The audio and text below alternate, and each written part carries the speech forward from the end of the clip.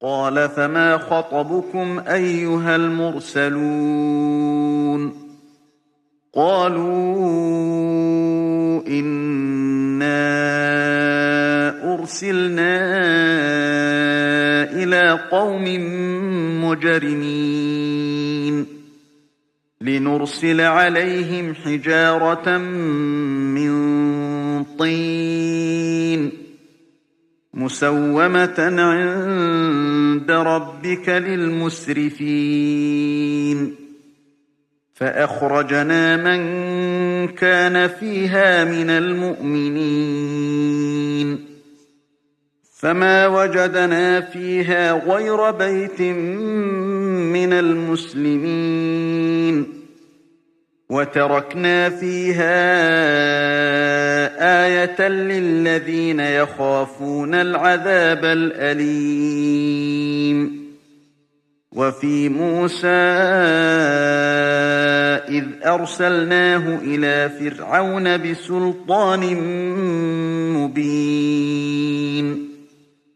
فتولى بركنه وقال ساحر أو مجنون فأخذناه وجنوده فنبذناهم في اليم وهو مليم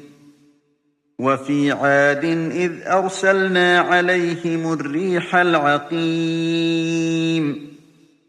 ما تذر من شيء أتت عليه إلا جعلته كالرميم وفي ثمود إذ قيل لهم تمتعوا حتى حين فعتوا عن أمر ربهم فأخذتهم الصاعقة وهم ينظرون فما استطاعوا من قيام وما كانوا منتصرين وقوم نوح من قبل إنهم كانوا قوما فاسقين والسماء بنيناها بأيد وإنا لموسعون والأرض فرشناها فنعم الماهدون ومن كل شيء خلقنا زوجين لعلكم تذكرون ففروا إلى الله إني لكم منه نذير مبين ولا تجعلوا مع الله إلها آخر إني لكم منه نذير مبين كذلك ما أتى الذين من قبلهم من رسول إلا قالوا ساحر أو مجنون أتواصوا به بل هم قوم طاغون فتول عنهم فما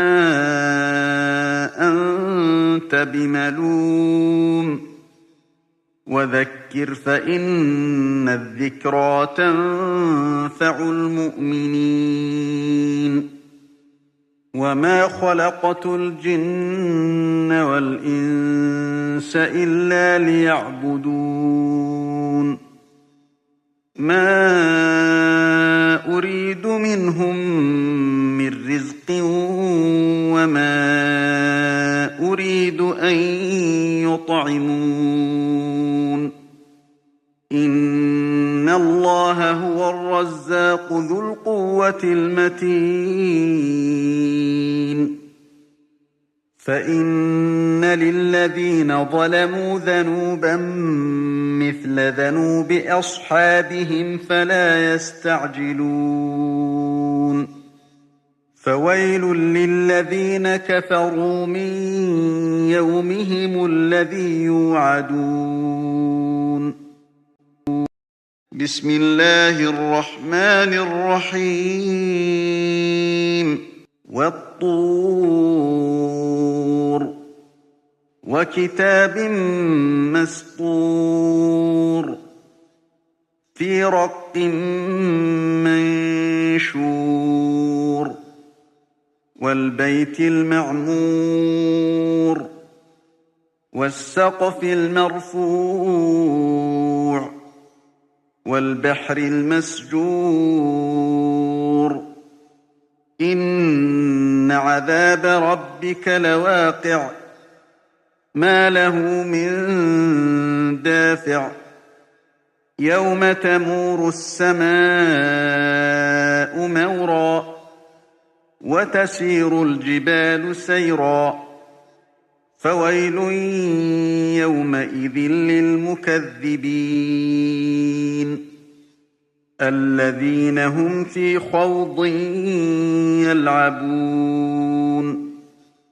يَوْمَ يُدَعُّونَ إِلَىٰ نَارِ جَهَنَّمَ دَعًّا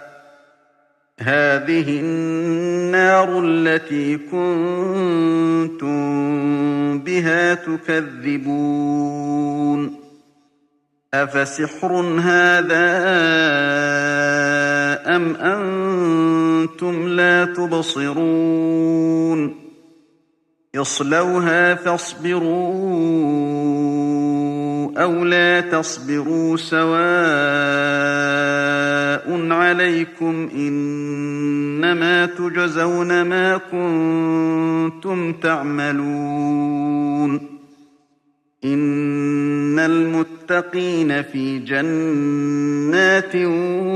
وَنَعِيمٍ فَاكِهِينَ بِمَا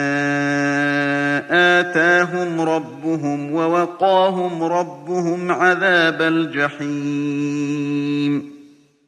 كُلُوا وَاشْرَبُوا هَنِيئًا بِمَا كُنتُمْ تعملون مُتَّكِئِينَ عَلَىٰ سُرُرٍ مَّصْفُوفَةٍ وَزَوَّجْنَاهُم بِحُورٍ عِينٍ وَالَّذِينَ آمَنُوا وَاتَّبَعَتْهُمْ ذُرِّيَّتُهُم بِإِيمَانٍ أَلْحَقْنَا بِهِمْ ذُرِّيَّتَهُمْ وَمَا أَلَتْنَاهُم مِّنْ عَمَلِهِم مِّن شَيْءٍ ۚ كُلُّ امْرِئٍ بِمَا كَسَبَ رَهِينٌ وَأَمْدَدْنَاهُم بِفَاكِهَةٍ وَلَحْمٍ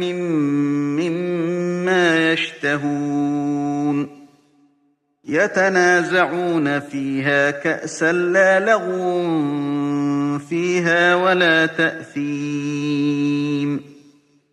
وَيَطُوفُ عَلَيْهِمْ غِلْمَانٌ لَّهُمْ كَأَنَّهُمْ لُؤْلُؤٌ مَّكْنُونٌ وَأَقْبَلَ بَعْضُهُمْ عَلَىٰ بَعْضٍ يَتَسَاءَلُونَ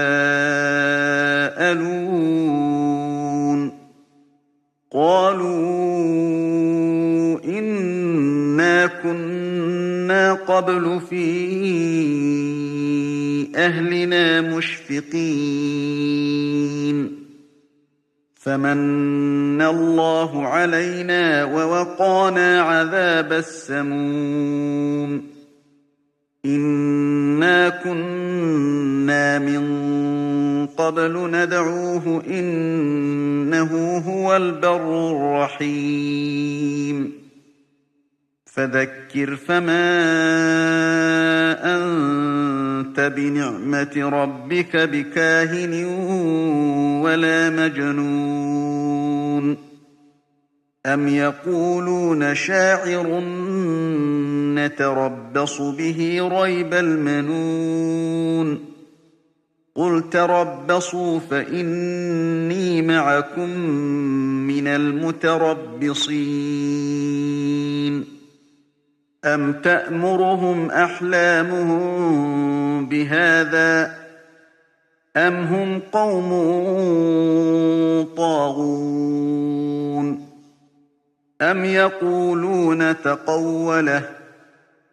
بل لا يؤمنون فليأتوا بحديث مثله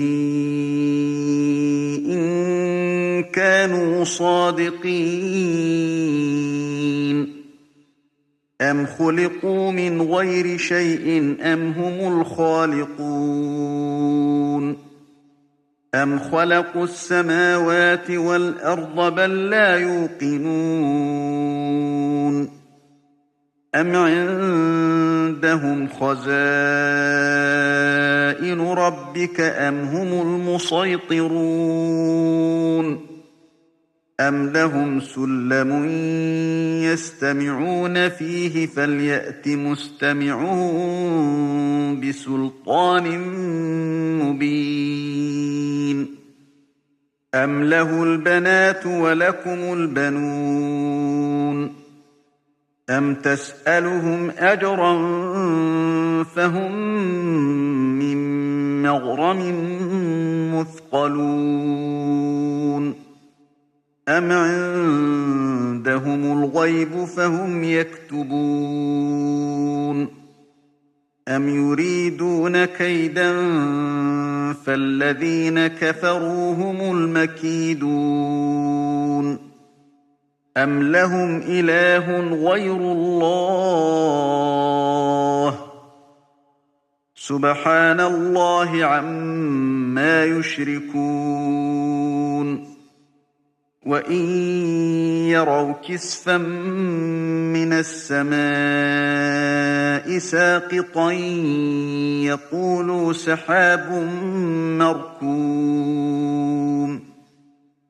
فذرهم حتى يلاقوا يومهم الذي فيه يصعقون يوم لا يغني عنهم كيدهم شيئا ولا هم ينصرون وإن للذين ظلموا عذابا دون ذلك ولكن أكثرهم لا يعلمون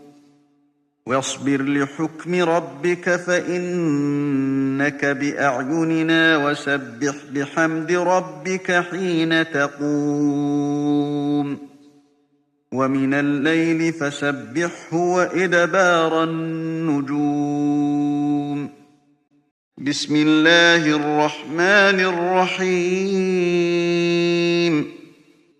والنجم إذا هوى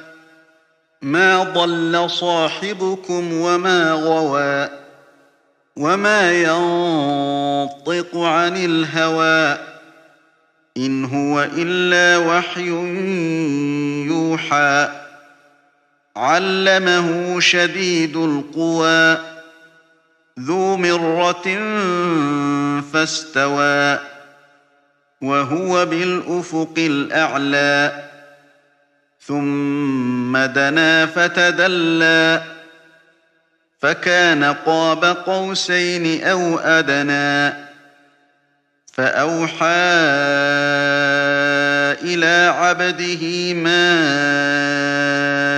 أوحى ما كذب الفؤاد ما رأى أفتمارونه على ما يرى ولقد رآه نزلة أخرى عند سدرة المنتهى عندها جنة المأوى إذ يغشى السدرة ما يغشى ما زاغ البصر وما طغى لقد رأى من آيات ربه الكبرى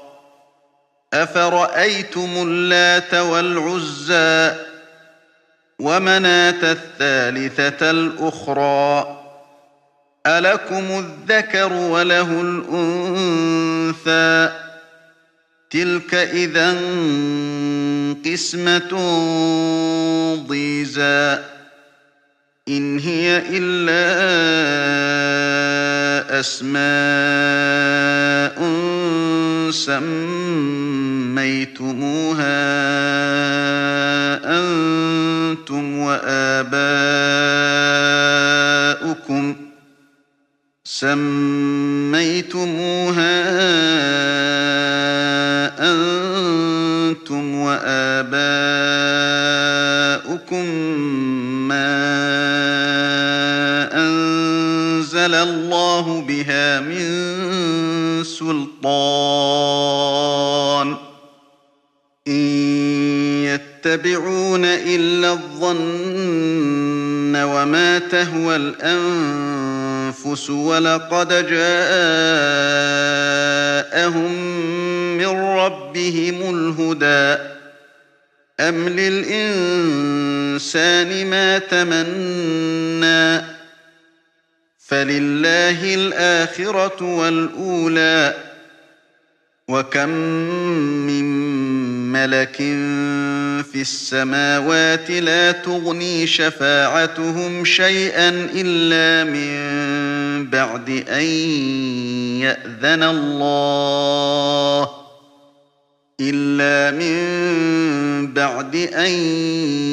يأذن الله لمن يشاء ويرضى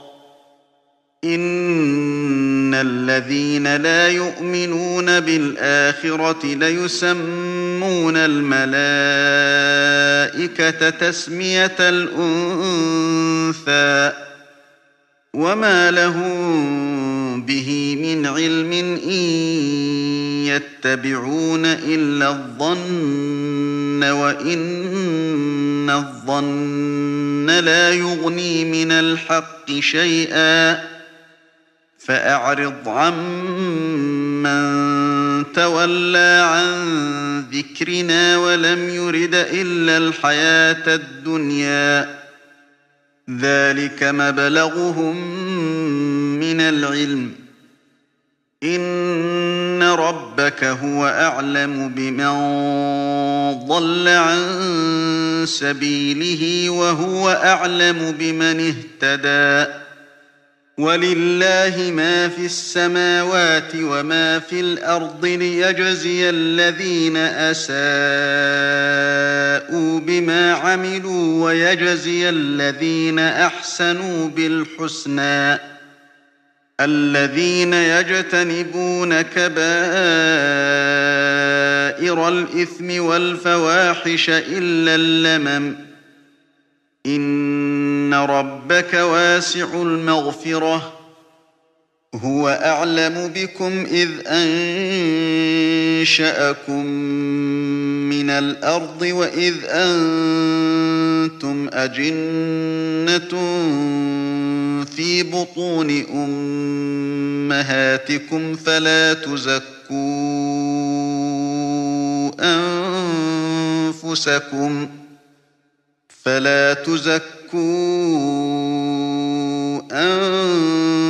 أنفسكم هو أعلم بمن اتقى أفرأيت الذي تولى وأعطى قليلا وأكدى أعنده علم الغيب فهو يرى أم لم ينبأ بما في صحف موسى وإبراهيم الذي وفى ألا تزر وازرة وزر أخرى وأن ليس للإنسان إلا ما سعى وأن سعيه سوف يرى ثم يجزاه الجزاء الأوفى وأن إلى ربك المنتهى وأنه هو أضحك وأبكى وأنه هو أمات وأحيا وأنه خلق الزوجين الذكر والأنثى من نطفة إذا تمنى وأن عليه النشأة الأخرى وأنه هو أغنى وأقنى وأنه هو رب الشعرى وأنه أهلك عادا الأولى وثمود فما أبقى وقوم نوح من قبل إنهم كانوا هم أظلم وأطغى والمؤتفكة أهوى فغشاها ما غشى فبأي آلاء ربك تتمارى هذا نذير من النذر الأولى أزفت الآزفة ليس لها من دون الله كاشفة أفمن هذا الحديث تعجبون وتضحكون ولا تبكون وأنتم سامدون فاسجدوا لله واعبدوا بسم الله الرحمن الرحيم اقتربت الساعة وانشق القمر وإن يروا آية يعرضوا ويقولوا سحر مستمر وكذبوا واتبعوا أهواءهم وكل أمر مستقر ولقد جاءهم من الأنباء ما فيه مزدجر حكمة بالغة فما تغني النذر فتول عنهم يوم يدعو الداع إلى شيء نكر خش عن أبصارهم يخرجون من الأجداث كأنهم جراد منتشر مهطعين إلى الداع يقول الكافرون هذا يوم عسر كذبت قبلهم قوم نوح فكذبوا عبدنا وقالوا مجنون وازدجر فدعا ربه أني مغلوب فانتصر ففتحنا أبواب السماء بماء منهمر وفجرنا الأرض عيونا فالتقى الماء على أمر قد قدر وحملناه على ذات ألواح ودسر تجري بأعيننا جزاء لمن كان كفر ولقد تركناها آية فهل من مدكر فكيف كان عذابي ونذر ولقد يسرنا القرآن للذكر فهل من مدكر كذبت عاد فكيف كان عذابي ونذر إنا أرسلنا عليهم ريحا صرصرا في يوم نحس مستمر تنزع الناس كأنهم أعجاز نخل منقعر فكيف كان عذابي ونذر ولقد يسرنا القرآن للذكر فهل من مدكر كذبت ثمود بالنذر فقالوا أبشرا منا واحدا نتبعه إنا إذا لفي ضلال وسعر أألقي الذكر عليه من بيننا بل هو كذاب أشر سيعلمون غدا من الكذاب الأشر إنا مرسل الناقة فتنة لهم فارتقبهم واصطبر ونبئهم أن الماء قسمة بينهم كل شرب محتضر فنادوا صاحبهم فتعاطى فعقر فكيف كان عذابي ونذر إنا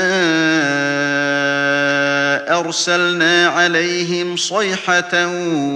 واحدة فكانوا كهشيم المحتضر ولقد يسرنا القرآن للذكر فهل من مدكر كذبت قوم لوط بالنذر إنا أرسلنا عليهم حاصبا إلا آل لوط نجيناهم بسحر نعمة من عندنا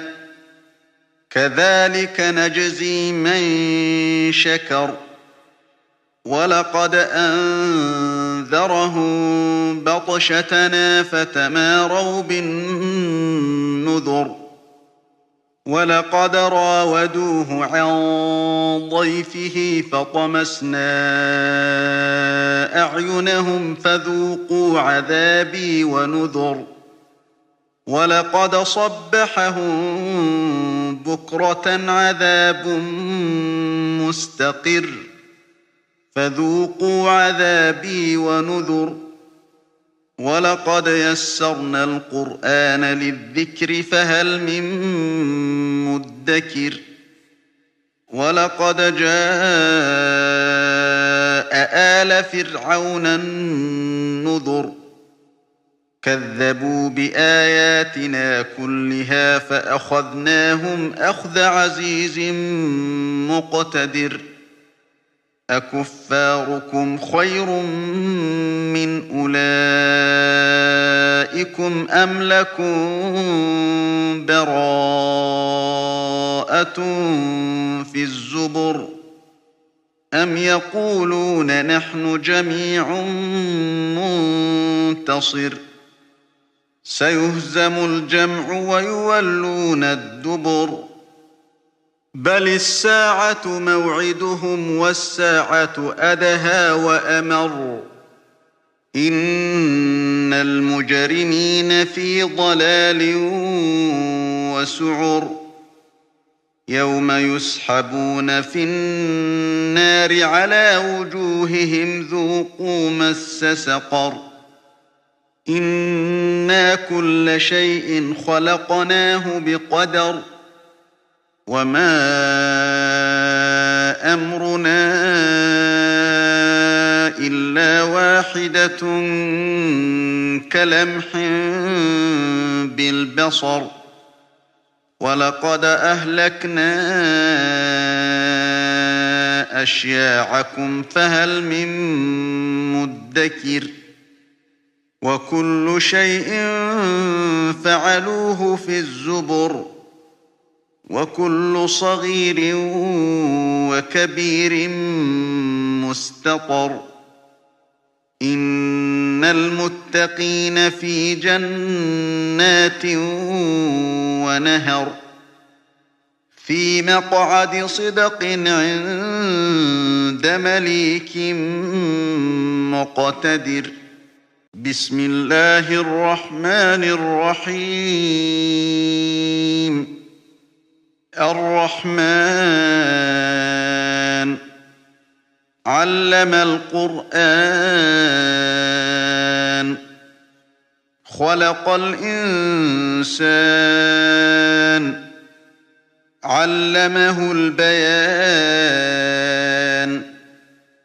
الشمس والقمر بحسبان والنجم والشجر يسجدان والسماء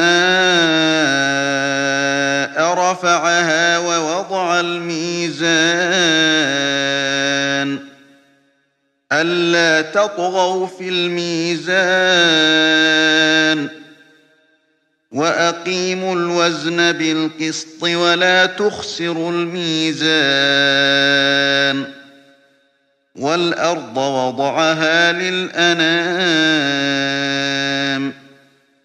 فيها فاكهة والنخل ذات الأكمام والحب ذو العصف والريحان فبأي آلاء ربكما تكذبان خلق الإنسان من صلصال كالفخار وخلق الجان من مارج من نار فبأي آلاء ربكما تكذبان رب المشرقين ورب المغربين فبأي آلاء ربكما تكذبان مرج البحرين يلتقيان بينهما برزخ لا يبغيان فبأي آلاء ربكما تكذبان يخرج منهما اللؤلؤ والمرجان فبأي آلاء ربكما تكذبان وله الجوار المنشآت في البحر كالأعلام فبأي آلاء ربكما تكذبان كل من عليها فان ويبقى وجه ربك ذو الجلال والإكرام فبأي آلاء ربكما تكذبان يسأله من في السماوات والأرض كل يوم هو في شأن فبأي آلاء ربكما تكذبان سنفرغ لكم أيها الثقلان فبأي آلاء ربكما تكذبان يا معشر الجن والإنس إن استطعتم أن تنفذوا من أقطار السماوات والأرض فانفذوا لا تنفذون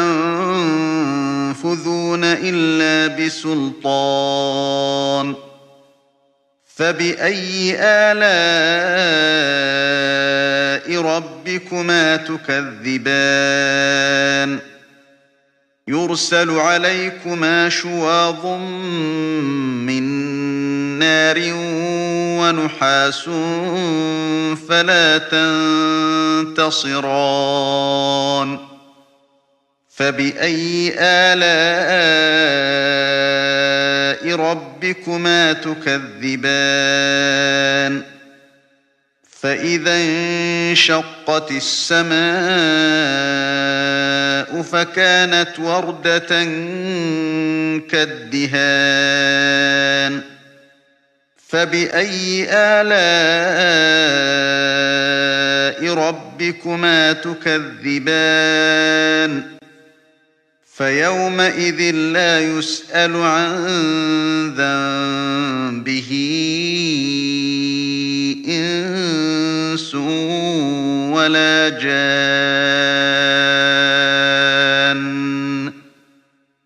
فبأي آلاء ربكما تكذبان يعرف المجرمون بسيماهم فيؤخذ بالنواصي والأقدام فبأي آلاء ربكما تكذبان هذه جهنم التي يكذب بها المجرمون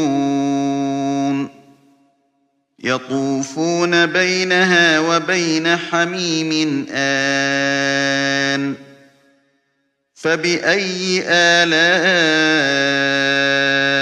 ربكما تكذبان ولمن خاف مقام ربه جنتان فبأي آلاء ربكما تكذبان ذواتا أفنان فبأي آلاء ربكما تكذبان فيهما عينان تجريان فبأي آلاء ربكما تكذبان فيهما من كل فاكهة زوجان فبأي آلاء ربكما تكذبان متكئين على فرش بطائنها من استبرق وجنى الجنتين دان فبأي آلاء ربكما تكذبان فيهن قاصرات الطرف لم يطمثهن إنس قبلهم ولا جان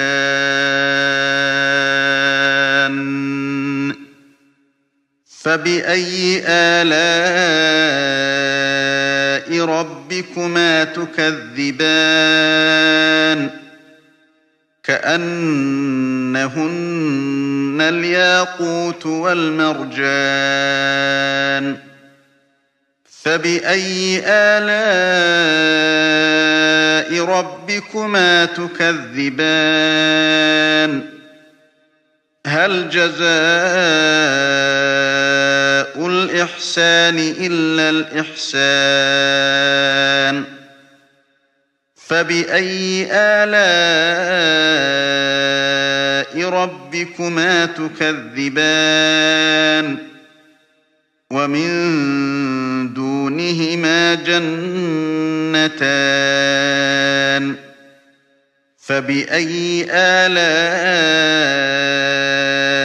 ربكما تكذبان مدهامتان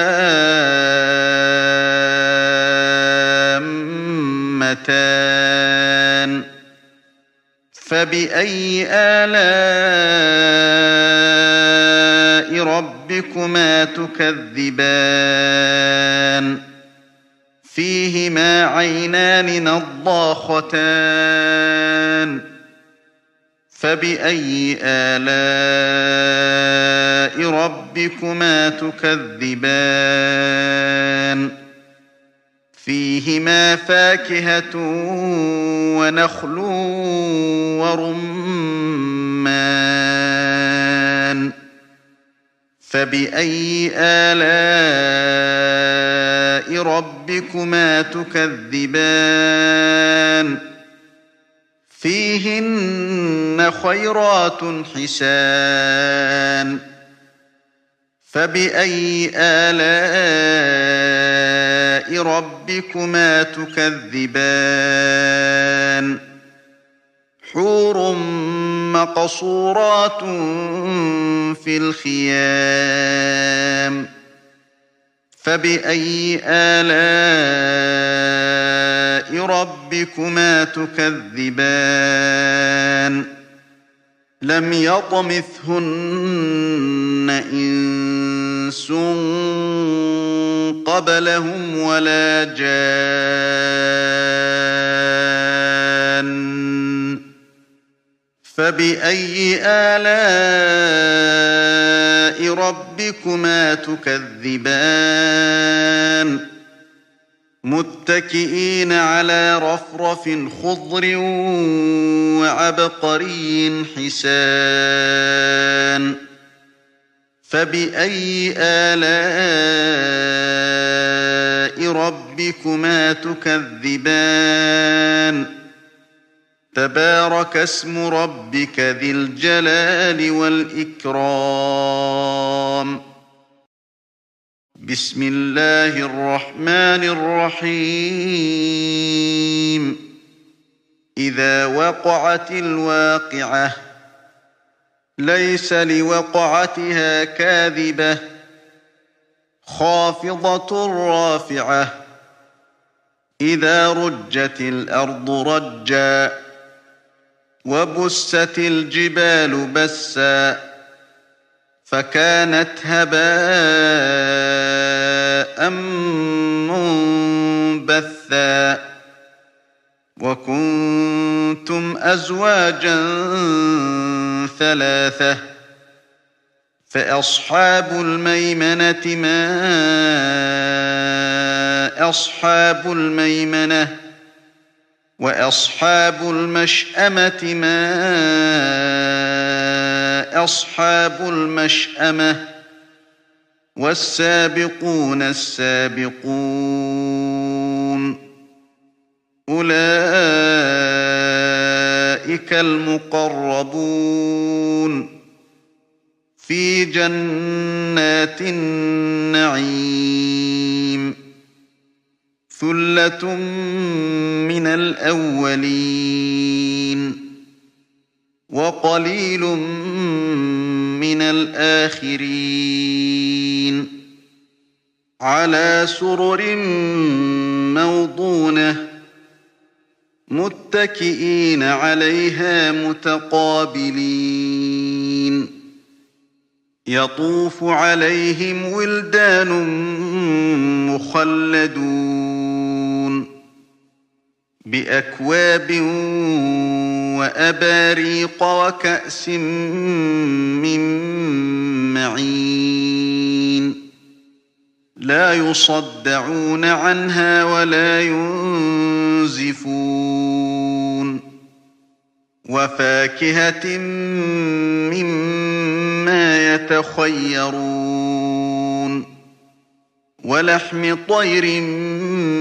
مما يشتهون وحور عين كأمثال اللؤلؤ المكنون جزاء بما كانوا يعملون لا يسمعون فيها لغوا ولا تأثيما إلا قيلا سلاما سلاما وأصحاب اليمين ما أصحاب اليمين في سدر مخضود وطلح منضود وظل ممدود وماء مسكوب وفاكهة كثيرة لا مقطوعة ولا ممنوعة وفرش مرفوعة إنا أنشأناهن إنشاء فجعلناهن أبكارا عربا أترابا لأصحاب اليمين ثلة من الأولين وثلة من الآخرين وأصحاب الشمال ما أصحاب الشمال في سموم وحميم وظل من يحموم لا بارد ولا كريم إنهم كانوا قبل ذلك مترفين وكانوا يصرون على الحنث العظيم وكانوا يقولون أئذا متنا وكنا ترابا وعظاما أئنا لمبعوثون أوآباؤنا الأولون قل إن الأولين والآخرين لمجموعون إلى ميقات يوم معلوم ثم إنكم أيها الضالون المكذبون لآكلون من شجر من زقوم فمالئون منها البطون فشاربون عليه من الحميم فشاربون شرب الهيم هذا نزلهم يوم الدين نحن خلقناكم فلولا تصدقون أفرأيتم ما تمنون أأنتم تخلقونه أم نحن الخالقون نحن قدرنا بينكم الموت وما نحن بمسبوقين على أن نبدل أمثالكم وننشئكم فيما لا تعلمون ولقد علمتم النشأة الأولى فلولا تذكرون أفرأيتم ما تحرثون أأنتم تزرعونه أم نحن الزارعون لو نشاء لجعلناه حطاما فظلتم تفكهون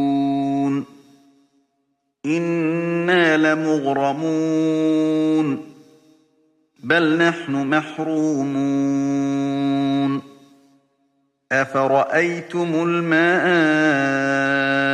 الذي تشربون أأنتم أنزلتموه من المزن أم نحن المنزلون لو نشاء جعلناه أجاجا فلولا تشكرون أفرأيتم النار التي تورون أأنتم أنشأتم شجرتها أم نحن المنشئون نحن جعلناها تذكرة ومتاعا للمقوين فسبح باسم ربك العظيم فلا أقسم بمواقع النجوم وإنه لقسم لو تعلمون عظيم إنه لقرآن كريم في كتاب مكنون لا يمسه إلا المطهرون تنزيل من رب العالمين أفبهذا الحديث أنتم مدهنون وتجعلون رزقكم أنكم تكذبون فلولا إذا بلغت الحلقوم وأنتم حينئذ تنظرون ونحن أقرب إليه منكم ولكن لا تبصرون فلولا إن كنتم غير مدينين ترجعونها إن كنتم صادقين فأما إن كان من المقربين فروح وريحان وجنة نعيم وأما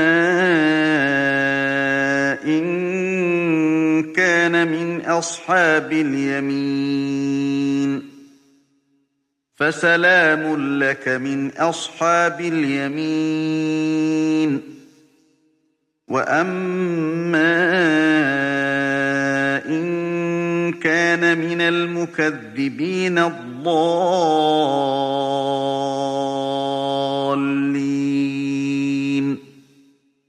فنزل من حميم وتصلية جحيم إن هذا لهو حق اليقين فسبح باسم ربك العظيم بسم الله الرحمن الرحيم سبح لله ما في السماوات والأرض وهو العزيز الحكيم له ملك السماوات والأرض يحيي ويميت وهو على كل شيء قدير هو الأول والآخر والظاهر والباطن وهو بكل شيء عليم هو الذي خلق السماوات والأرض في 6 أيام ثم استوى على العرش يعلم ما يلج في الأرض وما يخرج منها وما ينزل من السماء وما يعرج فيها وهو معكم أينما كنتم والله بما تعملون بصير له ملك السماوات والأرض وإلى الله ترجع الأمور يولج الليل في النهار ويولج النهار في الليل وهو عليم بذات الصدور آمنوا بالله ورسوله وأنفقوا مما جعلكم مستخلفين فيه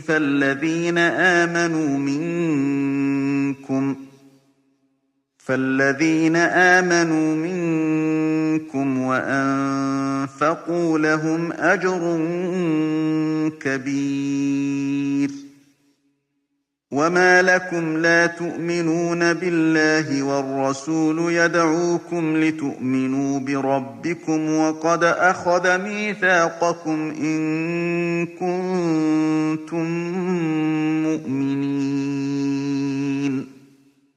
هو الذي ينزل على عبده آيات بينات ليخرجكم من الظلمات إلى النور وإن الله بكم لرءوف رحيم وما لكم ألا تنفقوا في سبيل الله ولله ميراث السماوات والأرض لا يستوي منكم من أنفق من قبل الفتح وقاتل أولئك أعظم درجة من الذين أنفقوا من بعد وقاتلوا وكلا وعد الله الحسنى والله بما تعملون خبير من ذا الذي يقرض الله قرضا حسنا فيضاعفه له وله أجر كريم يوم ترى المؤمنين والمؤمنات يسعى نورهم بين أيديهم وبأيمانهم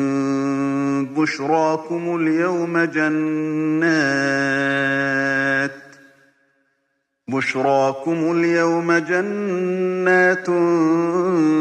تجري من تحتها الأنهار خالدين فيها ذلك هو الفوز العظيم يوم يقول المنافقون والمنافقات للذين آمنوا انظرونا نقتبس من نوركم قيل ارجعوا وراءكم فالتمسوا نورا فضرب بينهم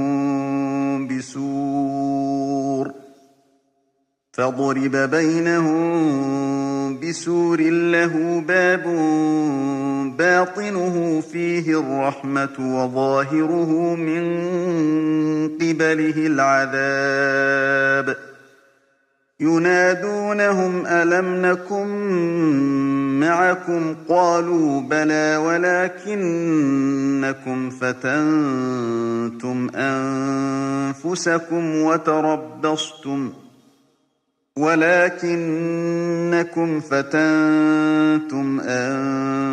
أنفسكم وتربصتم وارتبتم وغرتكم الأماني حتى جاء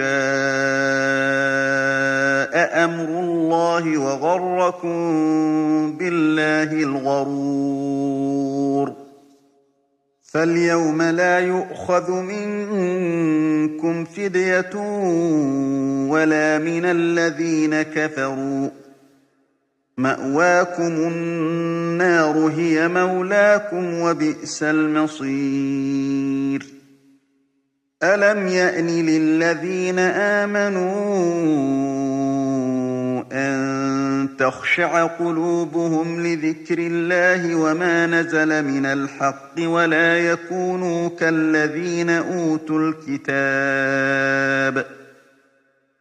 يكونوا كالذين أوتوا الكتاب من قبل فطال عليهم الأمد فقست قلوبهم وكثير منهم فاسقون اعلموا أن الله يحيي الأرض بعد موتها قد بينا لكم الآيات لعلكم تعقلون إن المصدقين والمصدقات وأقرضوا الله قرضا حسنا يضاعف لهم ولهم أجر كريم والذين آمنوا بالله ورسله أولئك هم الصديقون والشهداء عند ربهم لهم أجرهم ونورهم والذين كفروا وكذبوا بآياتنا أولئك أصحاب الجحيم اعلموا أنما الحياة الدنيا لعب ولهو وزينة وتفاخر بينكم وتكاثر في الأموال والأولاد كمثل غيث أعجب الكفار نباته ثم يهيج فتراه مصفرا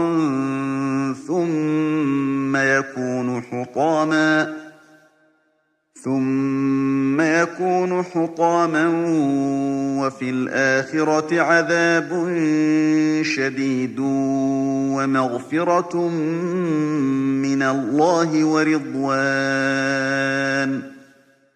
وما الحياة الدنيا إلا متاع الغرور سابقوا إلى مغفرة من ربكم وجنة عرضها كعرض السماء والأرض أعدت للذين آمنوا بالله ورسله ذلك فضل الله يؤتيه من يشاء والله ذو الفضل العظيم ما أصاب من مصيبة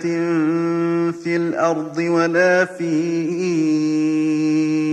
أنفسكم إلا في كتاب من قبل أن نبرأها إن ذلك على الله يسير لكي لا تأسوا على ما فاتكم ولا تفرحوا بما آتاكم والله لا يحب كل مختال فخور الذين يبخلون ويأمرون الناس بالبخل ومن يتول فإن الله هو الغني الحميد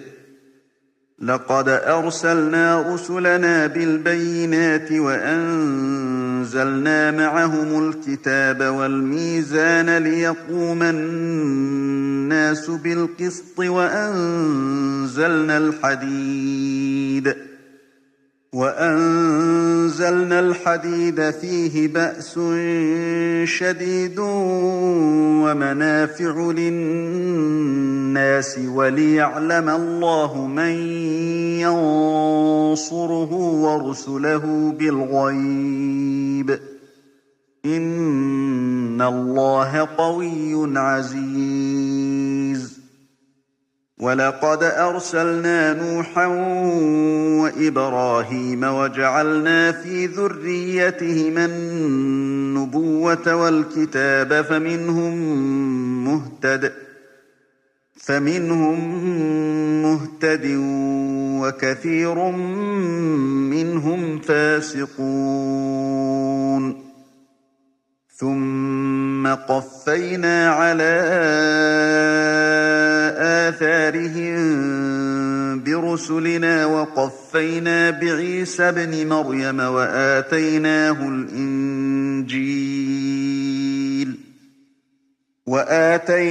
الإنجيل وجعلنا في قلوب الذين اتبعوه رأفة ورحمة ورهبانية ابتدعوها ما كتبناها عليهم إلا ابتغاء رضوان الله فما رعوها حق رعايتها فآتينا الذين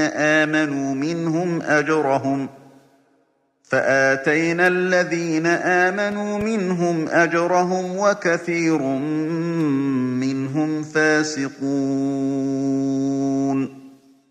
يا أيها الذين آمنوا اتقوا الله وآمنوا برسوله يؤتكم كفلين من رحمته ويجعل لكم نورا تمشون به ويغفر لكم والله غفور رحيم لئلا يعلم أهل الكتاب ألا يقدرون على شيء من فضل الله وأن الفضل بيد الله يؤتيه من يشاء والله ذو الفضل العظيم اللهم صل على محمد وعلى آل محمد كما صليت على إبراهيم وعلى آل إبراهيم إنك حميد